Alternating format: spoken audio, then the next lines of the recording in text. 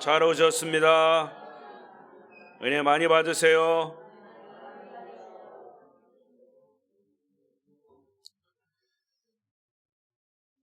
감고사축은 나중에 하겠습니다. 좋은 말도 여러 번 하면은 별 의미가 희석된다고 그래서 아껴서 하겠습니다. 필요할 때만. 아무튼 예배 자리에 나오신 여러분을 축복합니다. 비대면 영상으로 예배하시는 분이 계시면 그분들에게도 주의 은혜가 함께 하시길 바랍니다. 오늘 말씀의 주제는 신앙 고백 위에 세운 교회. 시작.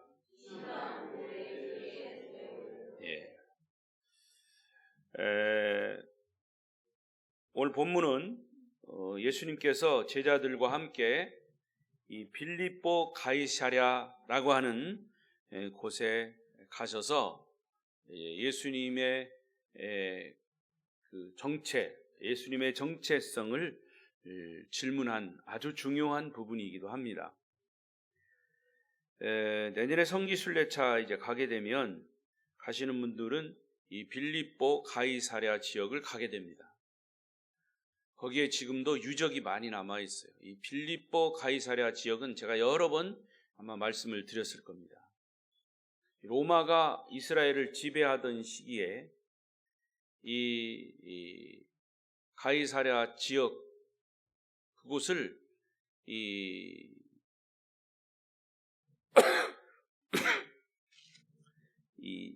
시저 황제가, 그러니까 헤롯의 동생 필립이 있습니다. 필립. 그 헤롯의 동생 필립이 로마 황제를 위해서 그 도시를 만들어서 로마 황제에게 선물을 한 겁니다. 거기가 아주 물도 좋고 산도 좋고 그 경치가 좋습니다. 우리가 그렇게 얘기하면 별로 실감이 안 나요. 왜? 우리나라는 경치 좋고 물 좋은 데는 천지빛깔이죠. 그죠? 아주 셌습니다. 그런데 그 이스라엘 지역에 가서 정말 그런 곳을 보면 이스라엘 지역은 황량한 곳이에요. 광야입니다. 물이 흔하지 않은 데예요. 그런 데 가서 그런 곳을 만나면 정말 그것도 자연적으로 생긴 게 아니라 인공으로 조성을 했다, 만들었다는 거죠. 그래서 그 당시에는 로마 황제가 신입니다. 로마 황제 말고는 신이 없어요. 또 이스라엘 민족이 로마의 이 박해를 받고 있는 시대이기 때문에 함부로 아무에게 우리의 신이다라고 아무에게 그렇게 얘기할 수가 없어요. 자, 그런 배경 속에서 제자들에게 질문을 하신 겁니다. 너희는 세상 사람들이 나를 누구라 하더냐. 그러니까 제자들이 들은 대로 뭐라고 그랬습니까? 어떤 사람은 구약에 나오는 엘리야, 어떤 사람은 구약에 나오는 예레미야, 이렇게 선지자라고 선생님을 얘기합니다. 이렇게 얘기했어요. 자, 그렇다면 너희는 나를 누구로 알고 있느냐? 이런 질문을 했을 때 베드로가 그렇게 대답을 합니다. 주는 그리스도시요 살아계신 하나님의 아들입니다. 이게 마태복음 16장 16절 아주 위대한 베드로의 신앙 고백이죠. 자, 이렇게 신앙 고백을 한 후에 바로 예수님이 말씀을 하셨습니다. 그게 18절이에요. 18절 시작. 또 내가 내게 이르노니. 다시 다 같이 읽으세요. 다 같이. 여러분 소리가 나도록 읽으세요. 여기 누가 하는지 안 하는지 다 알아. 내가 다시 시작. 또 내가 네게 이르노니 너는 베드로라. 내가 이 반석 위에 내 교회를 세우리니 음부의 권세가 이기지 못하리라. 아멘. 이 말씀은 너무 중요합니다. 교회의 정체성, 교회가 뭐냐, 이것을 아주 분명하게 말씀하신 부분이에요. 이 로마서 16장 오늘 읽은 13절, 20절 요 사이 요 말씀은 정말 우리가 달달달 외우고 있고 그 속에 담겨져 있는 의미를 계속 반복해서 보고 또 듣고 보고 또 듣고 해야 교회라고 하는 것이 뭔지 알아요. 요즘요 교인들이요 교회가 뭔지 잘 몰라요. 그러니까 엉뚱한 소리 하는 거예요. 자, 여기서 예수님께서 내가 네게 이르노니 너는 베드로라. 지금 베드로가 16절에 신앙 고백을 했죠. 그러면서 너는 베드로라. 그러면서 예수님이 네가 그렇게 고백한 것은 네가 한 게 아니야. 하나님이 너를 그렇게 하도록 고백하도록 만든 거야. 이렇게 말씀을 하시면서 그리고 내가 이 반석 위에 내 교회를 세우리라. 음부의 권세가 이기지 못할 것이다. 베드로는 예수님의 너희는 나를 누구라 하느냐라고 하는 질문에 주는 그리스도시요 살아계신 하나님의 아들이십니다 라고 하는 이런 신앙 고백을 했어요. 그때 예수님은 베드로야 네가 한 그 고백은 하나님이 그런 고백을 하게 하신 거야. 나는 네가 신앙 고백을 한 그 위에 내 교회를 세울 거다. 이런 말씀을 하셨어요. 자, 이게 잘 들으면 헷갈릴 수 있어요. 여러분, 이 마태, 마가, 누가 복음, 사복음서를 통틀어서 교회라고 하는 말이 3번 나옵니다. 뭐 자주 나오지 않아요. 3번 나와요. 근데 이 마태복음 16장 요 부분에서 이 18절 부분에서 예수님이 교회라고 하는 단어를 처음 쓰신 거예요. 그래서 이 말은 교회가 처음 탄생된 스타트, 시작점이다 이렇게 볼 수 있어요. 그래서 원래 우리가 이 교회, 아름다운 교회, 뭐 장로교회, 감리교회 이런 지상의 교회가 어디서부터 출발했냐? 사실은 예수님 승천하시고 마가의 다락방에 120문도에게 성령이 임하고 그때부터 교회가 사람들로 구성이 됐다. 이렇게 이제 우리가 알고 있죠. 또 그것도 사실입니다. 그런데 예수님이 살아계실 때 교회라고 하는 단어를 사용하신 것이 이 부분이 처음이다 그 말이에요. 교회가 뭔가를, 교회의 정체성을 여기서 분명히 하신 겁니다. 그러니까 교회의 본질이 뭐고 교회의 사명이 무엇인가를 여기서 밝힌 거예요. 따라서 저는 오늘 주님이 하신 이 말씀 속에 담겨져 있는 의미를 몇 가지 나누어서 생각해 보겠습니다. 아마 이미 여러분은 숱하게 들은 말씀이에요. 그런데 또 들으세요. 왜? 우리가 자꾸 잊어버리고 이 교회의 본질이 우리 속에 체질화되어야 돼요. 교회 하면 교회가 이런 거구나 딱 알고 있어야 돼요. 첫째, 주님의 교회는 반석 위에 세워진 거다. 자, 예수님이 그랬어요. 이 반석 위에 내 교회를 세울 것이다. 그럼 여기서 반석이 뭐냐? 원래 반석은 베드로예요. 베드로. 피터. 이 피터라고 하는 영어 단어의 뜻이 반석이에요. 그런데 그러면 베드로 위에다가 교회를 세울 거냐? 그게 아니라는 거예요. 베드로가 고백한 신앙 고백 위에 교회를 세우겠다는 뜻이에요. 자, 여기서 이제 갈라집니다. 뭐가 갈라지느냐? 이 개신교와 이 구교, 캐톨릭이 갈라져요. 원래 이 캐톨릭은 어떻게 해석을 하느냐 하면 베드로가 신앙 고백을 했기 때문에 위대한 신앙 고백을 한 베드로 위에 교회를 세우겠다. 그래서 그 베드로가 캐톨릭의 교황의 초대 교황이 되는 거예요. 교황이 뭡니까? 교회의 황제예요. 그 교황입니다. 지금도 로마 바티칸에 가면 이 캐톨릭 교황이 사는 그 나라가 있어요. 로마 바티칸은 로마 안에 있는 또 하나의 다른 나라예요. 캐톨릭 교황이 살고 있는 그 나라. 그러니까 이 로마 지역 안에 또 다른 나라가 있는 거예요. 그래서 그 로마 캐톨릭 교황이 전 세계의 캐톨릭을 쥐고 있습니다. 쉽게 말하면. 제일 으뜸이에요. 물론 그들은 그렇게 얘기하지 않습니다. 우리는 하나님을 믿습니다. 그렇지만 사실은요, 교황이 한번 어떤 교시를 내리면 딱 얘기를 하면 그게 캐톨릭의 법이 되는 거예요. 이게 어떤 거는 성경에 없는 얘기도 교황이 얘기하면 그게 교회 법이 되는 거예요.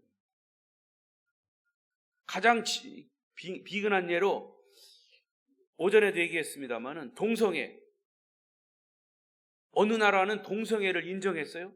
근데 그 동성애를 인정한 나라에 동성애하는 신부가 사제가 돼서 신부 노릇하고 있어요. 그건 뭐냐? 캐톨릭에서는, 로마 캐톨릭에서는 동성애를 인정했다는 겁니다. 그러니까 교황이 얘기했으니까 그게 또 곧 캐톨릭의 법이다. 성경에 그런 얘기 없는데. 그러니까 여러분, 여기서 예수님이 이 16절에서 18절 사이에서 예수님 하신 이 말씀에서 이제 그런 엄청난 그 해석의 차이가 생김으로 이제 교단이, 기독교가 그렇게 된 거죠. 그래서 로마 캐톨릭 교회, 그래서 마르틴 루터가 종교 개혁을 할 때도 우리가 왕 같은 제사장이 예수 그리스도의 십자가의 피로 용서받은, 그래서 예수님이 십자가에 달리실 때 지성소와 성소에 간에 있는 휘장이 위에서부터 아래까지 다 찢어졌다라고 하는 것은 이제는 사제들만 가는 그 지성소, 제사장들만 가는 지성소 안에 우리가 용서 구원받은 우리가 직접 하나님께 나아갈 수 있는 길이 열린 것이다. 할렐루야. 구약의 모든 그런 제사 제도가 폐해지고 단 한 번의 예수 그리스도의 제물이 되신, 어린 양 제물이 되신 예수님을 통해서 우리 모두가 하나님을 아바 아버지라고 부를 수 있게 나아갈 수 있다. 이게 열린 거예요. 이게 바로 개신교입니다. 그런데 구교는 아직도 그것을 그렇게 인정하지 않아요. 고해성사 회개할 때 신부한테 가야 됩니다. 그래서 이 막을 쳐놓고 신부한테 자기 죄를 다 이렇게 하면 당신의 죄가 용서됐느니라 뭐 이런 식으로 해가지고 중간 역할을 하는 거예요. 그러니까 이 마르틴 루터가 그 부분은 이것은 잘못된 것이다. 성경에 분명히 우리는 왕 같은 제사장이라고, 거룩한 하나님의 나라라고 선언을 했고 그 교회 공동체가 직접 하나님께 나아갈 수 있다고 얘기한 거예요. 그래서 95개 조항을 걸었을 때 가장 중요한 부분 중에 하나가 우리는 믿음으로 하나님께 바로 나아갈 수 있다 얘기한 거예요. 할렐루야. 그래서 캐톨릭 교회의 이 교황 제도, 이것은 바로 베드로가 예수님께 신앙 고백을 했기 때문에 베드로가 교회다, 교회의 기초다 이렇게 얘기하는 것과, 아니다, 베드로가 신앙 고백한 16절에 주는 그리스도시요 살아계신 하나님의 아들이십니다 라고 하는 그 신앙 고백 위에 교회가 세워졌다. 그래서 바로 주님이 교회의 기초다, 피터 반석이다, 그렇게 말씀하십니다. 할렐루야. 여러분, 이것을 바로 알아야 합니다. 그리고 모든 우리 그리스도인 개신교회 공동체는 이런 신앙 고백이 있어야 하고, 그런 고백이 없으면 이미 그 교회는 교회가 아닌 것이죠. 예를 들어서 우리 캐톨릭 신자들은 기도를 합니다. 근데 그들은 기도문이 있어요. 책으로 되어 있어요. 그래서 뭐 장례식을 한다든가 아니면 결혼식을 한다든가 하면 신부나 혹은 거기 이제 교인들도 그 기도를 할 때 그 기도문을 보고 하는 거예요. 우리 개신교인들은 물론 주 기도문이 있죠. 그러나 우리 개신교인들은 어떻게 합니까? 우리는 하나님께 직접 나아가서 기도하는 거예요. 하나님 아버지, 하나님 아버지와 자녀가 이야기하듯이. 그래서 내 이름으로 기도하라. 그래서 우리가 기도를 한참 하나님께 하고 나서는 마지막에 사인을 예수 그리스도의 이름으로 기도합니다 라고 하는 거예요. 할렐루야. 그러니까 분명히 그런 것이 다르다는 거죠. 우리는 그 이 성경대로 그렇게 바로 보아야 하고 믿어야 한다는 거죠. 두 번째로 예수님이 이렇게 하신 말씀은 예수님이 세운 교회만이 진짜 교회다. 문선명이 세운 교회는 통일교회예요. 그것도 교회예요. 그러나 그 교주는 문선명이에요. 죽었어요. 그가 다시 부활한다고 그랬는데 여러분 문선명이 부활했다 소리 들었습니까? 아직도 무덤에 있어요. 가루가 돼서 흙이 돼서 날아갔어요. 지옥에 갔는지 그건 아마 지옥 갔을 거예요. 자기가 예수라고 그랬으니까. 가짜 예수니까. 이만희도 마찬가지. 신천지 이만희. 신천지 교회도 교회라고 합니다. 근데 교회입니까? 아니에요. 교회는 사람이 세운 게 아니에요. 예수님이 세운 교회만이 진짜 교회예요. 사람이 세운 교회는 가짜 교회예요. 여러분 아름다운 교회 성도들, 교인들의 입에서 어떤 이야기가 나오는가를 보면 아름다운 교회가 진짜 교회인지 가짜 교회인지 알 수 있어요. 우리 아름다운 교회는 예수 그리스도가 교회의 주인이심을 믿습니다. 그런 고백이 나와야 돼요. 우리 교회는 아무개 목사님이 세우고 아무개 장로님이 세우고 아무개 권사님이 헌금 많이 해서 세웠습니다. 물론 그런 교회들이 있죠. 헌금을 많이 해서 그분이 교회를 세우는데 공헌을 했다라고 하는 것은 인정합니다. 그러나 그가 공헌을 했다 하더라도 그가 교회의 주인은 아니에요. 교회는 인간적인 조직체가 아니라 그 말입니다. 교회가 세상처럼 돈 계산하고 이것저것 따지기 시작하면 그때부터 교회는 무너지기 시작합니다. 이 세상에 교회가 많이 있지만 이미 세속화된 교회들이 얼마나 많은지 몰라요. 교회를 주님이 세웠다는 뜻은 세상의 어떤 세력도 교회를 허물 수가 없다는 뜻입니다. 그래서 정부가 어떤 법을 만들어가지고 교회를 박해한다? 교회를 무너뜨린다? 지난번 아무개 정부에서 그렇게 했다는 거예요. 나는 그걸 보고서 아주 분개했습니다. 예? 국회의원들이 교회를 폐지시켜야 합니다. 이런 법안을 해가지고 입법화했다고 그랬다는 거예요. 지금 300명 되는 그 국회의원들 중에도 교인들 많아요. 당장 지금 국회의장 누굽니까? 김진표 씨인갑니까? 그분이 장로님이에요. 교회 장로님. 국민의힘 대표 그 사람도 장로님이에요. 근데 그런 사람들이 다 교인이라고 하면서 그런 걸 주장을 못 한다는 거죠. 주장하는지 안 하는지 내가 너무 확인 안 했지만 그래서 교회 가서는 하나님의 말씀 앞에 하나님 아버지라고 할 것 아닙니까? 만약에 그런 게 있다면 그런 게 입법화되지 못하도록 아예 입에 담지 못하도록 해야 되는 것이 그리스도인의 사명 아닙니까?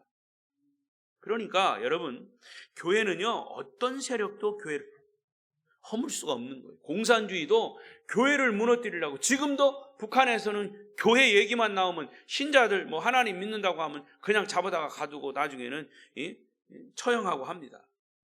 그래도 교회가 살아나요. 교회는 생명이기 때문에, 예수는 생명이기 때문에. 나치 독일도 그렇게 유대인들을 다 600만 명이나 학살하면서 교회를 무너뜨리려고 했어요. 정부의 강력한 박해도 교회를 막을 수가 없어요. 왜? 주님이 세운 교회만이 진정한 교회이기 때문이죠. 할렐루야.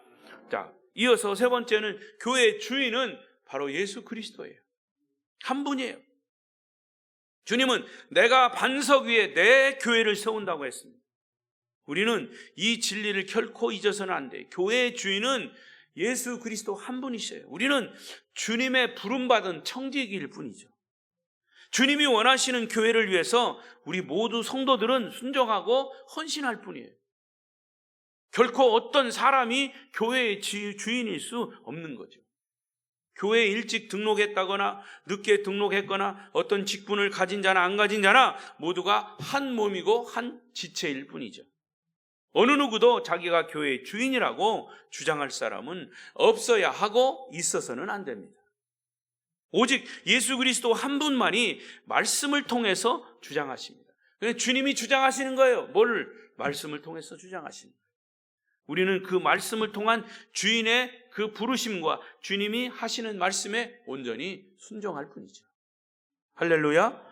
또한 네 번째, 교회는 음부의 권세가 이길 수 없다 그랬어요. 음부의 권세가 뭐냐? 세상의 권세예요. 사단의 권세예요. 혹은 죽음의 권세예요.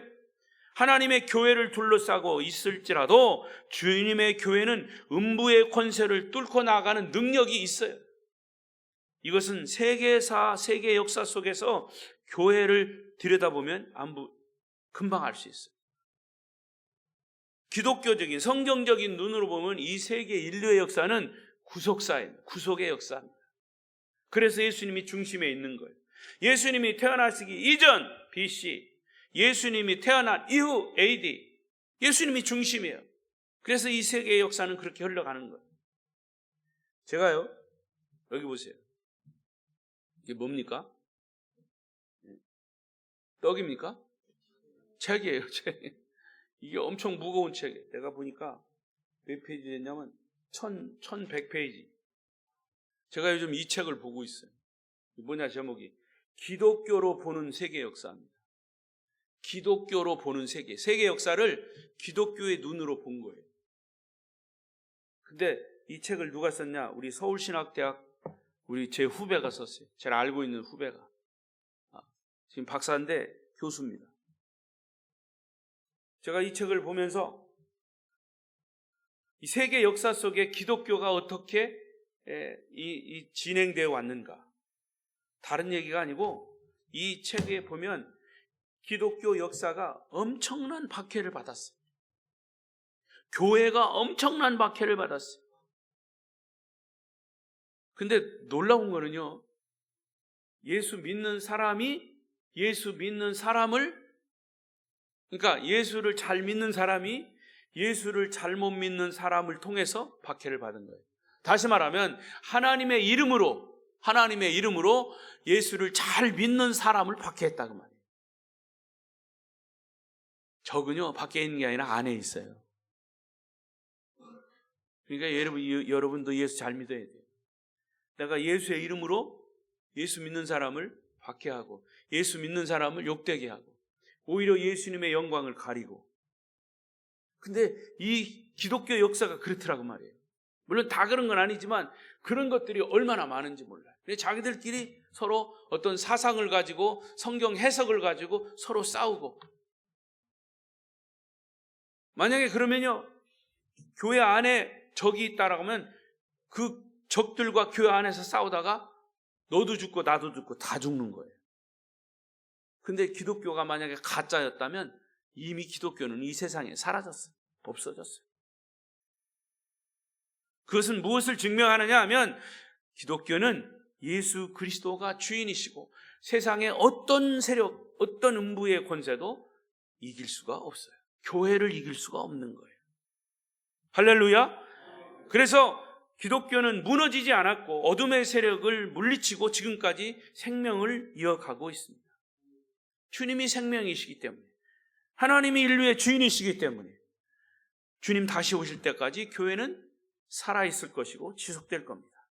우리는 아름다운 교회라고 하는 이 공동체 속에 우리가 이곳에서 신앙을 지키며 주님 오실 때까지, 아니 주님 우리가 살아있을 동안 주님이 오시지 않아도 우리 교회는 계속해서 생명력을 유지할 것입니다.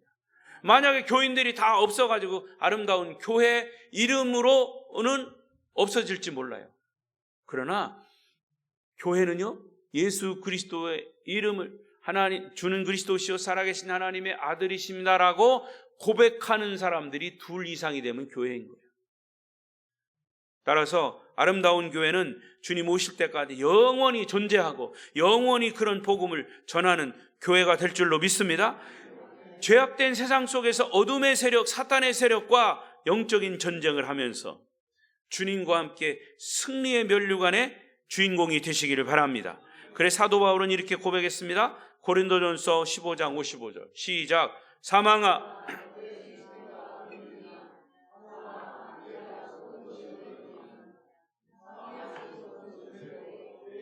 권능은 율법이라 우리 주 예수 그리스도로 말미암아 우리에게 승리를 주시는 하나님께 감사하노니 그러므로 내 사랑하는 형제들아, 견실하며 흔들리지 말고 항상 주의 일에 더욱 힘쓰는 자들이 되라. 이는 너희의 수고가 주 안에서 헛되지 않은 줄을 알미라. 아멘. 이렇게 당당하게 선포하는 것이 교회입니다. 인간의 생각이 교회를 지배하면 교회는 아무리 덩치가 커도 능력이 없어, 힘이 없어요. 여러분, 과거에 우리 강진에서만 봐도, 저는 이 강진의 교회 역사를 잘 모르지만 여러분이 더 잘 아실 거예요. 아무리 사람이 많고 덩치가 큰 교회도, 교회가 일단 사람이 주인이다라고 하는 생각을 가지고 서로 싸우고 분열하면 그 교회는 자꾸 없어지고 무너지는 거예요. 여러분이 눈으로 봤을 겁니다. 지금도 곳곳에 이 한국의 지상교회도 그런 교회들이 많아요. 내가 주인임네 하고 기득권 주장하고, 주인 행세 노릇하는 그런 교회들은 무너지는 거예요. 왜? 주님이 주인인데 주인을 갈취해가지고 자기가 주인이라고 하면 교회는 무너질 수밖에 없어요. 그게 음부의 권세가 침범해가지고 교회를 무너뜨리는 거예요. 아무리 작은 수의 교회라도 복음으로 무장되고 기도와 말씀과 성령으로 충만한 교회가 힘이 있고 능력 있는 교회인 줄로 믿습니다. 그런 교회가 아름다운 교회임을 믿습니다. 답은 다섯 번째, 예수님은 반석 위에 내 교회를 세우겠다 그랬어요. 어떤 사람은 아직도 교회를 건물로 생각합니다. 건물은 성도들이 신앙 고백하는 교회, 성도들이 모여서 모임을 하는 그 장소지, 이 건물이 교회가 아니라 그 말입니다. 예배당 혹은 교회당, 그 옛날에는 사실 제가 어릴 때도 교회에 이게 교패를 붙이면 꼭 예배당이라고 붙여놨어요. 한문으로 예배당이라고 썼어요. 사실 그게 맞는 거예요. 이 당자가, 예배하는 당자가 그 장소라는 뜻이죠. 그게 맞는 얘기예요. 근데 이제 당자는 빼고 교회 이렇게만 얘기해요. 교회당. 교회는 엄연히 건물이 아니에요. 교파나 제도도 교회가 아니에요. 교회의 본질은 예수 그리스도의 몸이에요. 교회는 그리스도의 신부예요. 교회는 거룩한 하나님의 백성들의 공동체예요. 건물은 없어도 교회는 있어요. 두세 사람이 주님의 이름으로 모이면 주님은 그곳에 함께 하신다고 그랬어요. 따라서 우리가 곧 교회. 따라하십시다. 우리가 아름다운 교회입니다.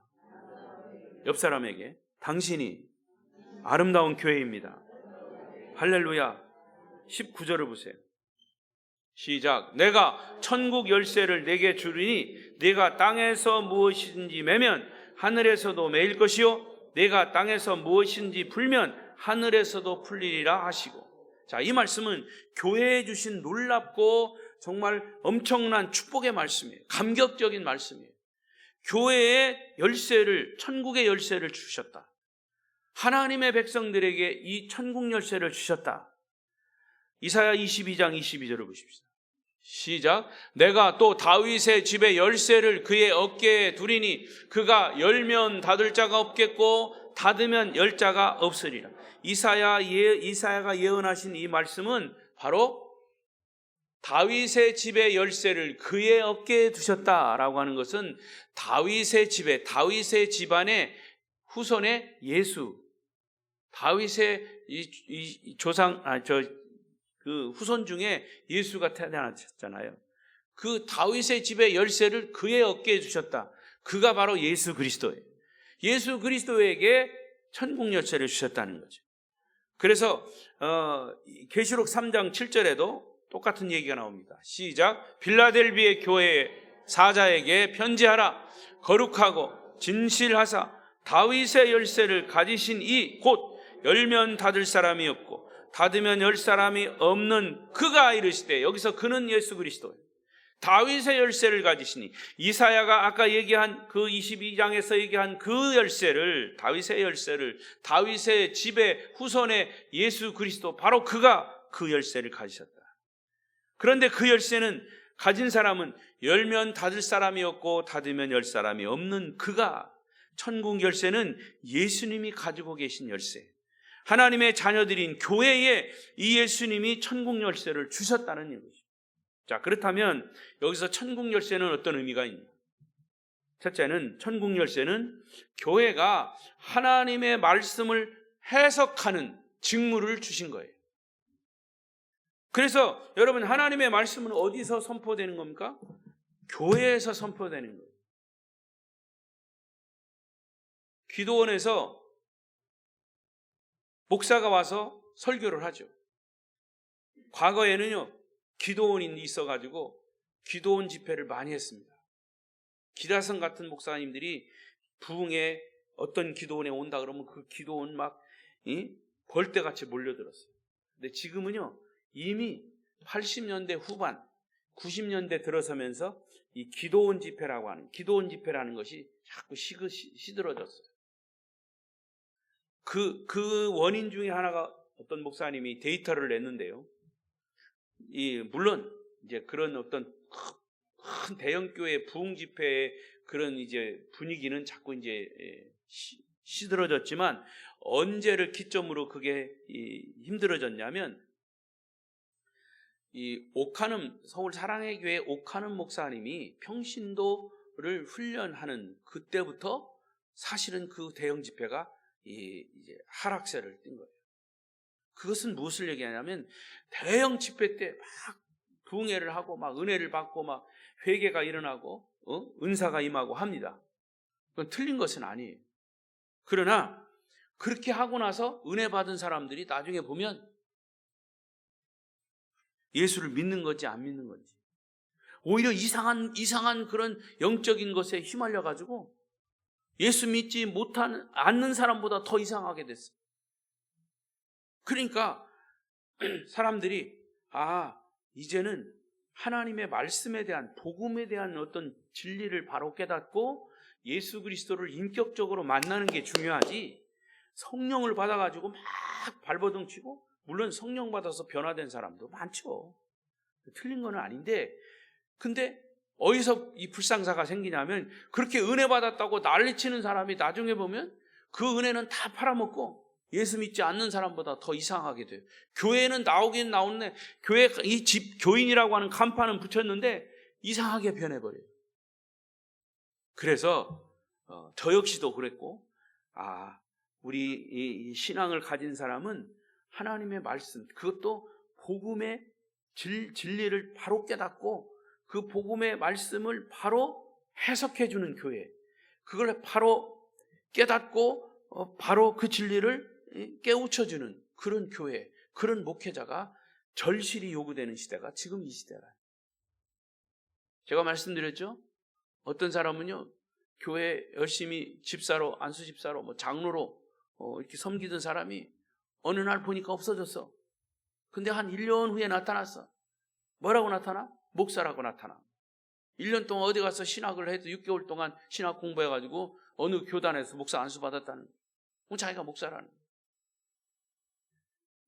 여러분, 그렇게 신학을 공부하고, 여러분 신학 공부해서요, 우리 서울신대 같은 경우에는요 10년을 넘게, 전문 의사를 따려면요 10년을 넘게 전문을 따잖아요. 한 사람의 생명을 고치는 일에 의사들이 공부해가지고 전문의를 따는데, 그 부분에 전문을 따려면 10년 넘게, 15년, 오래 걸린 사람 뭐 20년도 걸려요. 목사도 마찬가지예요. 신학을 하고 대학원을 하고 공부를 해서 목사 안수를 받으려면요 10년이 넘어야 돼요. 그렇게 해도 사실은 목회 현장에 나오면 성경을 엉터리로 해석하는 사람들 많아요. 그러니까 이상하게 되는 거예요. 그러니까 목사도 저 신천지 이런 데 빠지는 거예요, 이단으로. 여러분, 만약에 의사가 병을 고치는데 저 사람 돌팔이야, 아무리 가서 고쳐도 안 고쳐져, 그럼 그 병원에 가겠습니까? 아무 소리 없는 거 보니까 가실 모양이네. 절대로 안 가죠. 여러분, 하나님의 말씀을 가르치고 말씀을 전파해야 되는 것은 그 말씀을 바로 해석하는 것. 교회는요, 하나님의 말씀을 해석하는 직무를 받은 것이 교회예요. 그게 바로 천국 열쇠가 교회에 주어졌다는 거예요. 분별하신 은혜가 있기를 바랍니다. 여기 보면 마태복음 13장 52절에 이런 말씀이 있어요. 시작. 서기관마다 마치 새 것과 옛 것을 그 곳간에서 내오는 집주인과 같은, 여기 새 것과 옛 것, 곳간에서 내오는 집주인과 같다고 했어요. 새 것은 신약 성경이고요, 옛 것은 구약 성경이에요. 구약과 신약 성경의 말씀의 곳간에서 캐내오는데, 그것은 천국에 제자된 서기관의 직무고 천국의 열쇠를 가진 교회의 특권이라고 하신 말씀입니다. 따라서 교회가 천국 열쇠를 가졌다고 하는 것은 성경 말씀을 듣고 연구하고 전문적으로 공부한 목회자들에 의해서 말씀이 해석이 되고 선포하고 가르치는 것이 천국 열쇠를 여는, 천국을 여는 열쇠를 교회가 소유했다는 뜻입니다. 여러분, 성경을 묵상하고 가르치고 선포하고 성경을 배우는 것만큼, 그 속에서 느끼고 깨닫고 감격한 만큼 그 기쁨이 다른 것과 비교할 수 없는 거예요. 따라서 우리 아름다운 교회는 말씀을 바로 듣고 바로 읽고 배우는 것에 더 관심을 가져야 했어요. 하나님의 말씀에 집중하게 하십시오. 제가 정말 생각 같아서는 성경 공부하는 시간을 따로 마련해가지고 다 모이십시오. 그래서 따로 성경을 공부합시다. 그렇게 해도 내가 믿음이 없어서 그런지 몰라도 얼마나 나올지 모르겠어요. 여러분, 제가요, 주일날 낮에, 저녁에, 수요일 저녁, 그리고 새벽 예배, 이때마다 이제 그걸 여러분 따로 공부를 안 하니까, 우리는 안 하니까 이 하나님의 말씀을, 성경을 공부하고 가르치는 것으로 겸해서 하는 겁니다. 제가 신학도 전공했지만 기독교 교육도 전공했어요. 그래서 이 교육적인 그런 메시지가 아마 많을 겁니다. 첫째 뭐, 둘째 뭐, 셋째 뭐, 그게 그냥 하는 게 아니에요. 그러니까 여러분들이 설교를 들을 때 가르침으로도 듣고 은혜로 듣고 어떤 때는 격려로 듣고 어떤 때는 책망으로 듣고, 여기서 다 배우고 묵상하고 가르치고 선포하고 여기 다 포함된 거예요. 여러분, 그렇게 믿어주시기를 바랍니다. 네. 두 번째, 천국 열쇠는 용서와 기도가 있습니다. 이 요한복음 20장 23절 시작. 너희가 누구의 죄든지 사하면 사하여질 것이, 누구의 죄든지 그대로 두면 그대로 있으리라 하시니. 이 말씀은 참 인정하기가 쉽지 않아요. 여러분, 우리가 죄를 용서받았다면 다른 사람의 죄도 용서된다고 믿어집니까? 사실 우리는 믿음 생활을 하면서 가장 힘든 것 중에 하나가, 나는 용서받기를 좋아하면서도 나는 다른 사람을 용서하지 못하는 것, 쉽지 않아요. 어렵죠. 용서는커녕 복수하지도 못하면서 미운 사람을 마음에 품고 분노와 한을 가지고 평생을 살아요. 여러분, 사람이 현재 지옥을 사는 현장을 말하라고 하면 뭘까요? 다른 사람을 미워하고 다른 사람을 용서하지 못하는 영적인 상태가 지옥이에요. 미운 사람을 용서할 수 있다는 것은 우리 인간이 가진 가장 큰 용기요, 축복이요, 그것이 바로 천국인 것이죠. 주님은 그 복을 받으라고 하신 거예요. 더 나아가서 마태복음 18장 19절 20절 거기 그랬죠. 무엇인지 너희가 땅에서 매면 하늘에서도 매일 거고 땅에서 풀면 하늘에서도 풀리리라. 그러면서 20절에 그랬어요. 20절, 바로 20절, 18장 20절 없어요? 20절 여기 우리가 읽읍시다. 이건 읽어야 돼요. 읽어요. 시작. 진실로 다시 20절 아니에요? 18장 16장 죄송합니다. 16장 맞죠? 16장 20절 아니에요? 16장 19절 했죠? 죄송합니다.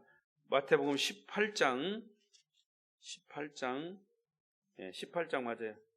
18장 가서 19절 했죠? 20절. 20절. 18장 20절 시작. 두세 사람이 내 이름으로 모인 곳에 나도 그들 중에 있느니라. 여기 보니까 두세 사람이 주의 이름으로 모인 곳에 나도 그들 중에 있다. 18장 19절 지금 얘기했죠? 하늘에 계신, 거기 읽어보세요. 시작. 하늘에 계신 내 아버지께서 그들을 위하여,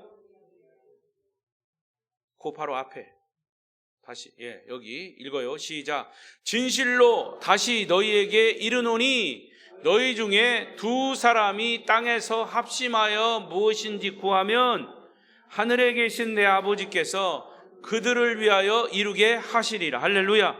자, 이 말씀에 보면 용서와 기도의 관계가 잘 나타나 있는 거예요.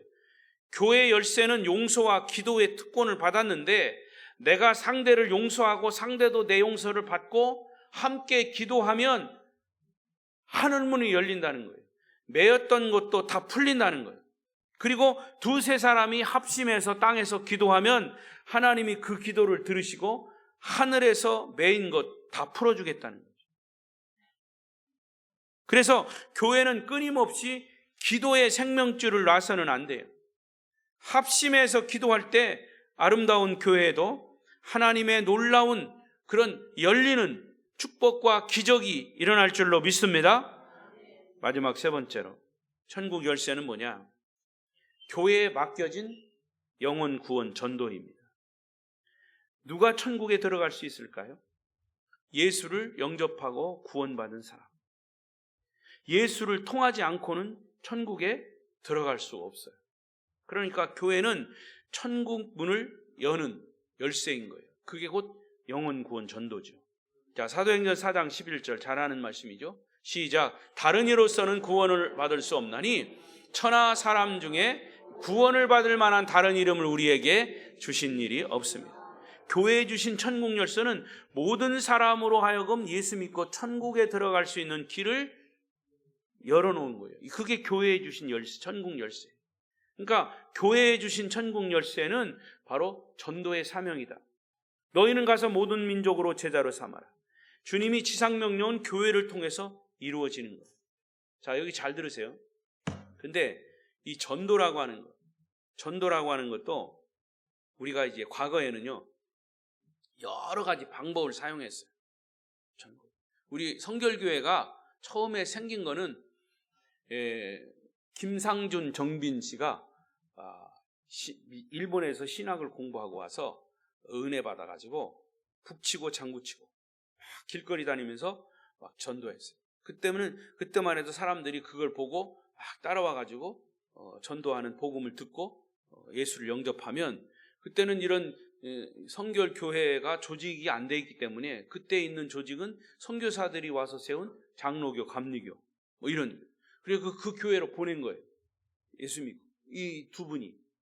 근데 그걸 한참 하다 보니까 사람들이 점점 늘어나니까 우리도 어떤 이 공동체를 그럼 만들자 해서 세운 게 우리 성결교단인 거예요. 그래서 성결교단은 우리나라에서 세운 자생교단입니다.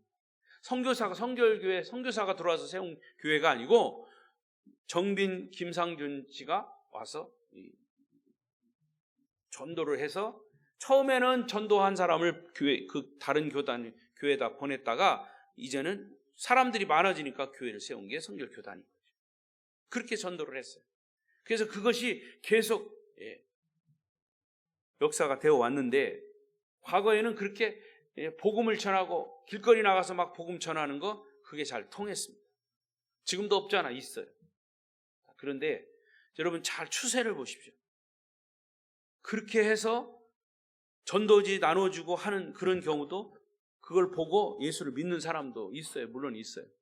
근데 요즘은요 그 전도하는 사람들을 보고 사람들이 옵니다. 그 전도하는 사람의 무엇을 보냐? 그 사람의 삶을 보는 거예요. 지금 그래서 관계 전도가 중요합니다. 내가 잘 알고 있는 사람. 그래서 그 사람을 전도하는데 그렇다고 막 전도한다고 그 사람이 금방 따라오느냐? 아니에요. 그 사람에게 있어서 내 말과 행동이 본이 돼야 돼요.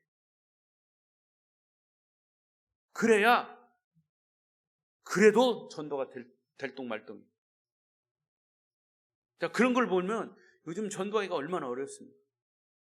그러나 교회의 사명은 뭐예요? 영혼 구원입니다. 우리가 교회예요. 그럼 우리는 영혼 구원의 일을 해야 돼요. 그럼 우리는 본질적으로 우리의 말과 행동을 통해서 나의 가까운 지인들이 나를 보고 나의 삶을 보고 예수를 믿게 되는 거죠. 그렇게 전도가 돼야 되죠. 그래도 전도가 될까 말까요? 근데 그렇지 않고 자기의 행동은 사람들에게 본이 안 되면서 예수를 믿으라고 하면 사람들이 뭐라 그래요? 너나 잘 믿으세요. 그 사람의 과거의 행실만 알고 그가 변화돼서 새로운 삶을 모르는 사람들은 그 사람을 보고 저 사람이 과거에 어떤 술 먹고 주정하던 사람이 저렇게 예수 믿고 저렇게 떠들고 다닌다고, 너나 잘 믿으라고 이렇게 할 경우가 많다. 그래서 오히려 그것은 전도에 방해가 되는 거예요. 여러분 생각해 보십시오. 내가 예수를 믿으라고 열심히 가서 전도하는데 그게 전도에 방해가 되면 그거는 멈춰야죠. 그러면 자기는 천국문을 딱 지키고 나는 천국문을 지키는 자다 하고서 막 전도하는데 자기도 천국에 못 들어가면서 남도 못 들어가게 막는 사람과 별반 다름이 없다 그 말이에요. 그 여러분 어떻게 해야 합니까? 그래서 예수님 뭐라고 그러셨어요? 너희들은 뱀같이 지혜롭고 비둘기같이 슬기롭게 하라 그랬어요. 전도도. 그리고 또 예수님 뭐라고 하셨냐면 마태복음 23장 13절 없어요? 있어요. 시작. 화 있을진저 외식하는 서기관들과 바리새인들이여, 너희는 천국문을 사람들 앞에서 닫고 너희도 들어가지 않고 들어가려 하는 자도 들어가지 못하게 하는다. 바리새인들, 사두개인, 서기관들, 이 사람들은 누구라고 그랬어요? 외식하는 자라고 그랬어요. 말은 그럴듯하게 하는데 행동이 다르게 외식하는. 그러니까 천국문을 사람들 앞에서 닫아놓고 자기도 못 들어가고 남도 못 들어가게 한다. 하나님의 영광을 가리는 거예요. 자, 여러분 기억하십시오. 우리는 아름다운 교회 이름이라고 하는 공동체의 가족입니다. 여러분이 직분을 가졌습니까? 아, 저분은 아름다운 교회 장로님이야. 저분은 아름다운 교회 안수 집사님이야. 저분은 아름다운 교회 권사님이야. 따라오는 게 뭡니까? 아름다운 교회라고 하는 것이 따라다니는 거예요. 여러분, 아, 저분은 신천지 교회 교인이야. 가겠어요, 안 가겠어요? 신천지를 아는 사람 안 가요? 아름다운 교회가 이단이래. 사람들이 오겠어요, 안 오겠어요? 안 오죠. 우리가 직분을 가졌어도 내 이름 앞에는 항상 아름다운 교회라고 하는 이름이 따라다니는 거예요. 그걸 조심해야 된다. 네 아버지 이름이 뭐요? 박자, 윤자, 희자입니다. 너는 참 잘 배웠다, 네 아버지한테. 이런 소리를 들어야죠. 저기 누구 아들이요? 아주 그냥 후의 아들을 미미해. 네? 잘못 배웠다는 거예요. 그럼 내가 잘못하는 것 때문에 누가 욕을 먹어요? 예수가 욕을 먹는 거예요. 교회가 욕을 먹는 거예요. 기억하십시오. 이 바리새인 사두개인들은 교회의 주인 권한을 가지고 천국 열쇠를 가졌다고 하는 권한 때문에 자기가 주인 노릇하면서 남도 못 들어가게 한 사람이에요. 따라서 우리 아름다운 교회에 주신 이 귀한 영혼 구원의 열쇠, 전도의 열쇠를 가지고 우리는 많은 사람을 천국으로 인도하는 사명이 있지만 그것을 어떻게 하느냐? 이것은 우리에게 달려있는 거예요. 지혜롭게 옳은 방법을 가지고 전도해야 할 줄로 믿습니다. 말씀을 맺겠습니다. 여러분, 이 땅에서 무엇에 매여 있지는 않습니까? 혹시 다른 사람과의 관계 속에서 돈에 매여 있습니까? 사람과의 얽혀진 감정 때문에 그것이 매여 있습니까? 용서하지 못하는 것에 매여 있습니까? 하나님과의 관계가 막혀 있습니까? 등등 이 땅에서 매여 있는 것은 풀어야 되죠. 이 땅에 매인 것에 풀지 않으면 하늘에서도 풀리지 않고 천국 문도 열리지 않습니다. 매인 것을 풀 수 있는 최종적인 천국 열쇠는 바로 예수 그리스도와의 관계입니다. 예수 그리스도의 이름입니다. 아무쪼록 여러분들은 날마다 순간마다 예수 그리스도 안에서 승리의 삶을 사시기를 축복합니다. 축복합니다. 기도하십시다.